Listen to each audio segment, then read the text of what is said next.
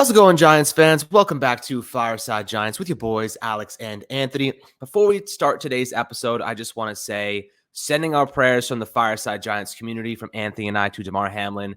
If you guys watched the game last night, we saw a tragic incident happen on the field, a cardiac arrest situation, and, big shout out to the first emergency responders that helped him get his pulse back, get his heartbeat back. Absolute freaking heroes, those people, absolute heroes. Massive amount of respect to those guys and gals, and the amount of time and effort they put in, and they probably saved his life. And I am so happy to hear that his toy drive and everything is getting so much attention, and everything that he put his heart and soul into, and the things that were meaningful in his life are getting that much attention. I think everybody can say that we are sending the utmost amount of positive energy and prayers to him and his family during these very, very difficult times. But it seems like things are trending in the right direction from what the teams have said, and that is all we can hope for right now. But definitely crossing our fingers and making sure that he is in our hearts and in our minds to start this episode. Anthony, if you have anything to say, I'll let you go at it as well. Yeah, I mean, I think you said it well. Just repeat everything you said. Thoughts and prayers are with him, his family, Bills fans, the Bills organization. What we saw last night was unlike anything that I think we've ever seen in the NFL. That was definitely the scariest thing I've ever seen while watching a sporting event. I've never witnessed something like that before, and I don't think any of us have. So just a really horrible, horrifying situation, and I just pray that he comes out of this okay. I mean, 24 years old, good player for the Bills and a really great person off the field. You never want to see anything like this happen. And again, never seen anything like this happen. So I'm just praying that he pulls through and that this situation, resolves itself and he has a quick and thorough recovery. Yeah, absolutely. So, just wanted to get that out of the way because I thought it was, and Anthony thought it was very, very important to make sure we send our prayers toward Damar Hamlin. But end of the day, we want to talk about the offensive line. Definitely an interesting transition. And also a big happy birthday to the GOAT, Eli Manning. Another more positive direction. I definitely want to give him the absolute credit for a birthday boy today. One of our favorite Giants of all time. A lot of people, I think, can agree with that. He gave us a lot of great memories and that we will never forget as long as time goes on. And I will say this, Daniel Jones looked like he might give us a couple of good memories too in the future if he keeps playing the way he did against the Colts. So, we saw kind of Daniel Jones take that big step forward. And the question is why? Why did Daniel Jones look so freaking good against the Colts in Week 17? Well, I have an answer. The offensive line had maybe one of their best games in the last decade for the Giants. As we know, watching the Giants offensive line is like watching Swiss cheese be thrown out a window and then just absolutely trampled on by a bus. It is disgusting watching the Giants offensive line, but that game specifically stood out as a massive step in the right direction. I have a couple of stats, a lot of stats really. Each individual player, I want to discuss their performance, what they did in this game, and what led Daniel Jones to being so ungodly phenomenal in one of the best games in his entire career. I think a lot of people will say it was the best game in his entire career. We're talking about a guy that had 91 rushing yards and 2 rushing touchdowns, 177 passing yards and 2 passing scores. He was electric. He was phenomenal. He was awesome. And I think it proved a lot of the doubters wrong. And now we just need to see consistency. It's really great to see a couple of really great games. He's been pretty consistent all year, but that was the game that showed us he has star potential. He has franchise caliber potential. Now we need to see him replicate that and kick it into another gear during the playoffs, Anthony. But when you're looking at the offensive line, there was a lot that went great for the Giants. Let's start with Andrew Thomas. What were your thoughts on his performance? And, I have a couple of numbers to give you guys, but I'll let Anthony take it away first. Yeah, Andrew Thomas was elite as always. He's been elite all season long, but in this performance against the Colts, I mean, his run blocking was otherworldly. I am doing a breakdown right now. It's going to be on the channel in the next couple of days on Daniel Jones's touchdowns from this game. And what you're going to see is basically 2 of those touchdowns directly correlate from Andrew Thomas being elite. But on those rushing touchdowns, both of them were sprung by pancakes, just absolutely perfect blocks from Andrew Thomas. So the Giants don't have 2 of those touchdowns without Andrew Thomas being the player that he is. They're asking him to do a lot in the offense right now. You see a lot of the times an offensive coordinator, a good offensive coordinator schemes around his talent, right? Schemes around a quarterback with some good legs like Daniel Jones, or schemes around a receiver that they might have, or a running back like Saquon Barkley. They'll run plays specifically designed where that player can make an impact on the play and hopefully spring a big play. Now, Mike Kafka is doing that, but for an offensive lineman, and it's really awesome. He is scheming plays together, building plays that are designed around Andrew Thomas, because that is the most reliable player on the New York Giants offense right now, is Andrew Thomas. When you need a big play, you ask Andrew Thomas to deliver on that big play, and he will. And I think that's just so cool that Mike Kafka and Brian Daboll are literally drawing plays where Andrew Thomas is the focal point, and he is the main factor in the play to get the Giants to score points or get a big gain. And again, 2 of those touchdowns yesterday sprung together by perfect blocks. One of them a pancake by Andrew Thomas around the left side for Daniel Jones to rush in for 2 touchdowns. And you just can't understate the impact that he's had on the team this season. I think that, Daniel Jones can be argued as the MVP. I think that of the Giants this season. And I think Brian Daboll is coach of the year in the NFL. But I would also go ahead and argue that Andrew Thomas is the MVP of the Giants this season. I don't think this offense has any semblance of any victory. They're terrible without Andrew Thomas in my eyes. He has really been the glue that held this team together offensively all season long. And now we're just watching him basically just having fun with opposing defenders. Like, he is just out there. He knows he's better than everyone, and he's just playing so much better than the rest of the competition. And it's been a lot of fun to watch. I got to say, Dave Gettleman, with all of his blunders that he had during his time here, at least he got that one right. He got Andrew Thomas right. He is elite, and he is a huge foundational building block for the New York Giants. You can say that again. And I'll tell you what, this past game, as you mentioned, unbelievable run blocking metrics. Daniel Jones had a lot of big runs down that left sideline. I think both of his touchdowns were actually down the left sideline. So Andrew Thomas getting out, he had a huge block. I forget who it was against. I think it was DeForest Buckner. He put him on the dirt as Daniel Jones ran right past him. So he showed up big. He also didn't give a single pressure up over 30 pass blocking snaps. So Andrew Thomas, round of applause, my friends. Yeah, the guy just continuously every week. I mean, he went through a stretch of 3 games with a sack, but he was also had the flu for 2 of those games. And I'll go a step further. He hasn't allowed a sack in the last 3 games. So really, really well done. And another interesting thing from PFF, the Giants' pass blocking ranks over the last 3 years, they were 32nd in 2020, 30th in 2021, and 18th this year. So they're heading towards average, which is definitely a good sign for the Giants and Daniel Jones. We saw what he can do with the good offensive line. And if I remember correctly, one of the other more impressive games he's had in his career came against the New Orleans Saints last season. And that was another game the offensive line was exceptional in general. So it seems when the offensive line plays well, Daniel Jones plays well. Go figure. Your quarterback's good when the offensive line can protect you. It's not like we haven't figured that out for the last couple of years. We didn't already know this, but it seems like the Giants are finally getting this offensive line in the right place. But looking at another individual that performed really, really well, maybe the best game of his young career, Evan Neal. Evan Neal was fantastic against the Colts. Now, a lot of people will say, they didn't have Ngakoue, was Yannick Ngakoue against him, but they did have Kwity Paye, who was a very, very talented young player as well. So Evan Neal finished this game with 1 pressure allowed over 30 pass blocking reps and graded out really nicely in the run game as well. Daniel Jones did run to that right side. Someone did ask me, why do they have Daniel Jones running to the left side more than the right side? No, Evan Neal's definitely a bigger guy.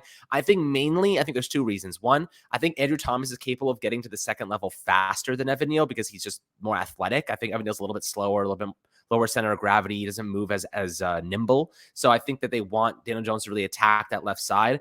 I also think it just kind of feels more natural. They run to the strong side of plays. They have a little bit more, speed, or rather just more room to work with. So, Daniel Jones doesn't have to fit through tight gaps and whatnot. He can really extrapolate on those bigger running lanes. So, looking at what the Giants are doing, they're also just utilizing Andrew Thomas, their best offensive lineman, by a significant margin, to their advantage. And that's exactly what offenses do. They utilize their best players and maximize on their talents. And the Giants have been doing that with Andrew Thomas, utilizing that left side to run with Daniel Jones. And I think the Giants actually had not been running. And it's interesting because the Giants went through a couple of games where Daniel Jones was not a big part of the run game, but when they needed to win that game the most, they turned it up and they turned it on for Daniel Jones. And right now he's almost break even with Josh Allen in rushing stats this year. So keep that in mind. We're talking about 704 rushing yards and 7 rushing touchdowns. I think Josh Allen's at 746 or something like that rushing yards and 7 rushing touchdowns. The fact that the Giants have gotten that much production out of Daniel Jones on the ground is just another example of why he can be the future quarterback of this team.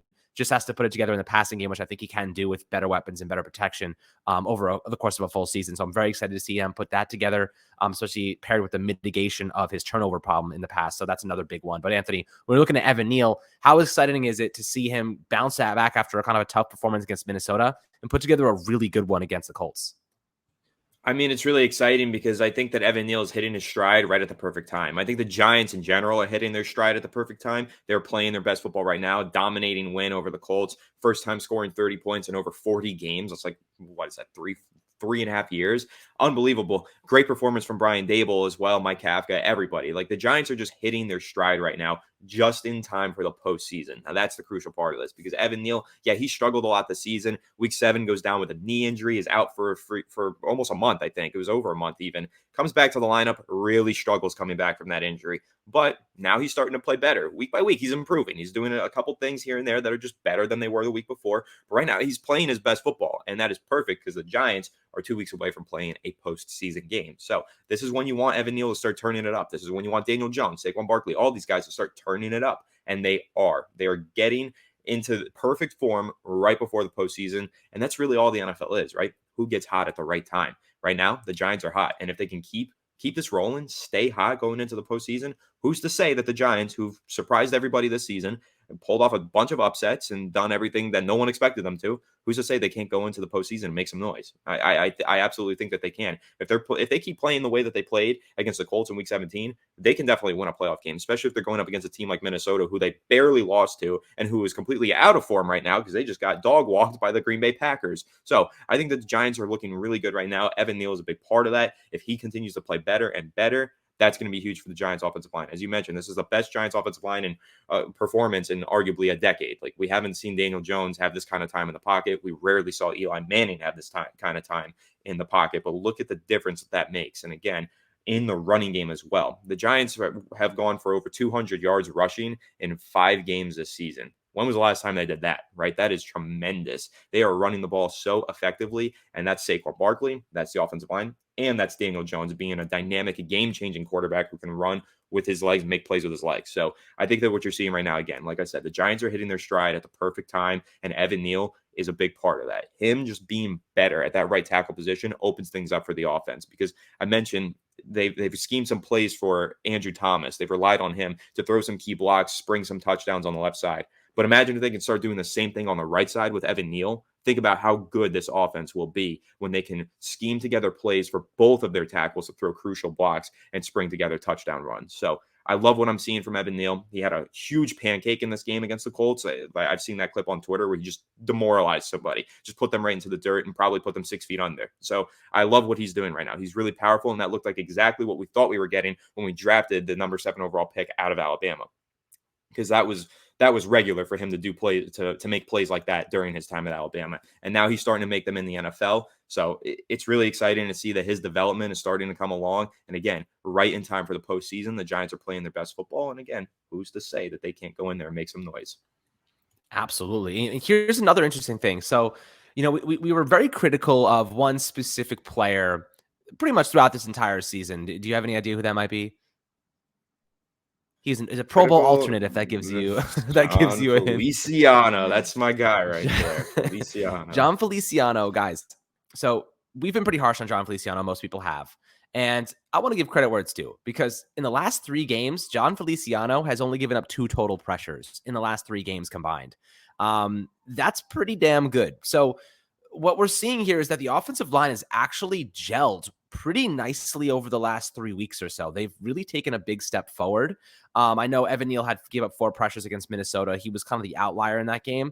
Mark Lewinsky has been a little bit better lately. We've also given him a lot of shit and rightfully so, for what it's worth. He gave up only 1 pressure in this game. Now, the entire offensive line for the Giants against the Colts gave up 4 total pressures. We see one player. We see Evan Neal usually give up 3 to 4 pressures alone in most games. And then Mark Lewinsky's been giving up sacks at a really high clip. And, Ben Bredesen, Nick Gates, that kind of turnover there has been a little bit tumultuous, but Ben Bredesen was also fantastic in this game. He gave up 1 pressure over 30 pass blocking snaps. He was good in the run game as well. So 4 total pressures across the entire offensive line. That's really, really, really impressive, guys. I think that we saw arguably the best offensive line performance we've seen at least in the last 5 years. I can't remember every single game, but I don't remember seeing one as efficient as that the entire way. From start to finish, they were very good. And we saw what the Giants can do on the ground because of it. The Daniel Jones running plays, those options were phenomenal. They were executed to perfection. The blockers got out there. Mark Lewinsky had a huge block on Daniel Jones' 2nd touchdown run where he destroyed Okereke, I believe, Okereke in the end zone after he took that elbow to the head and it bounced his head off the ground. And people were freaking out about it. And the offensive line came to his defense and whatnot. And then a couple plays later, he runs him over in the end zone. Was awesome. This definitely was exciting to see. Offensive line is taking a big step forward. Now, I'd love to see them have a great game against the Philadelphia Eagles. Now, I don't know if their starters are going to play. I don't know who's going to be going on there, but we need to see more consistency. They're getting better. They're ramping up. And as you said before, it doesn't get better than this right now. The team is hitting their stride as we're entering the playoffs, and we didn't even have a Dory Jackson last week, and we didn't even have a healthy Azeez Ojulari. So adding those pieces back into the mix on defense, our offense is hitting our stride. Isaiah Hodgins is kicking ass. Daniel Bellinger looked fantastic. Some big offensive plays across the board. Saquon and Daniel Jones. Maybe we can make some noise. Maybe, it's a clean slate. And when you're hitting your stride right at that point, you're getting healthy at the right times. Anything can happen. So, we're going to see what the Giants team does this upcoming playoffs and wild card. But, I'll give you a second to give your take on this interior offensive line that has definitely been a little bit more impressive the last few games. Yeah, I mean, they've been way more impressive. And like I said, it's at the perfect time, and as you just repeated as well, because the Giants are preparing for this postseason. Now, let's also take a look at this Week 18 matchup, because I know not everyone's too crazy about this game. They're not really invested in it because the Giants are playing for nothing, right? But they are going up against the Philadelphia Eagles, who lead the NFL in sacks. They have 61 sacks this season. That defensive line is nothing to be messed with. They are crazy over in Philadelphia. And the Giants are about to travel to Philadelphia, play in the link, and go up against this offensive line. Now, that might be something where you say, okay, here's the argument for resting Daniel Jones and all the starters. Let's make sure that this Philly defensive line doesn't injure anybody, right? Okay, and that's valid. But if the Giants do go out there and they compete and they play with their starters, this is a great test and a great way for Evan Neal and the rest of these guys on the offensive line to hopefully turn in another really solid performance, but against some serious competition, and gain all the confidence in the world going into the postseason, right? Because if they go out there, let's say that they play the starters and the Giants let up 0 sacks, but do it against Philadelphia rather than doing it against Indianapolis. Yeah, that offensive line is going to be feeling really good going into the postseason. They're going to feel like the shit, and they're going to feel like they can go out there and beat anybody on any given Sunday, which is something that we know the New York Giants are known for doing, beating anybody on any given Sunday. So I love what the offensive line is doing right now. And like you said, this is the best we've seen them play in a very long time. I think that John Feliciano has really elevated his game. I understand he really struggled for many weeks in the season. We were very critical on him, but he has played a lot better in recent weeks, and you can't deny that. He is playing at a much higher level. And I think that the rotation at left guard, Nick Gates getting some reps, Ben Bredesen getting some reps, it's working. I like the rotation. It's actually serving the Giants well. So I think they should stick with it. We'll see what they decide to do in the postseason. If they're going to rotate linemen during the postseason, I think that's kind of questionable. Or if maybe they're rotating them now to see who they want out there in the postseason, I think that's kind of probably what they're trying to do. But also Glowinski, obvious block in the back that you pointed out to me, Alex, on that one rushing touchdown, but he got away with it. And he is playing better. Like, he has started to improve a little bit. He's still not that good, but he's playing better. So yeah, everyone on the offensive line is just elevating their game right now. They're playing better, as the Giants are. This is the time to do it. You have to elevate your game in January. And that's when you start getting ready for the postseason and hopefully winning some postseason games. So listen, Daniel Jones can be a very good player when he has a clean pocket and he has some plays designed where he can make some plays with his legs and he could throw downfield with the clean pocket. So if the offensive line continues to play well, Daniel Jones will continue to play well. And the way that Daniel Jones is playing right now, he's playing winning football. And when you're playing winning football in January, you start winning some playoff games. So I'm just keeping my fingers crossed. Hopefully this continues in the postseason. Don't want to get too far ahead of myself. Again, they got Week 18 coming up anyway, a game that nobody really cares about. But in the eyes of some of these Giants players, maybe they do have something to play for. Maybe they have some ability here to gain some confidence heading into the postseason and prove to everybody, put an exclamation point on the end of their regular season and let everyone know in the NFC that, hey, we're here in the postseason. We're here to make some noise. Absolutely. Look, anything's possible. We've seen it in the past, and I'm excited to see what the Giants can accomplish moving forward here. But definitely steps in the right direction. Everything we wanted to see is coming to fruition, and I'm really, really happy about that. But guys, I'd love to hear perspectives below in the YouTube comments about this offensive line starting to gel, showing some optimism, showing some progress late in the season, which is exactly when we wanted it to happen. So always happy to hear your thoughts below. Make sure to have a fantastic rest of your day. Like and subscribe as always, and sending one more big prayer out to Damar Hamlin as he fights for his life, and definitely he's in our prayers, in our hearts right now. So shout out to the emergency medical people over there helping him out, and hopefully everything turns out just the way we want it to. And it's definitely a difficult position, but our hearts with him, and I know all you guys are in the same boat as us. So make sure to light a candle for him tonight. Whatever you got to do, donate anything to help out. Always really, really meaningful to, the entire football community. And we're all part of that. So it means a lot to everybody. And as I said before, enjoy the rest of your day. And we'll catch you guys on the next Fireside Giants episode.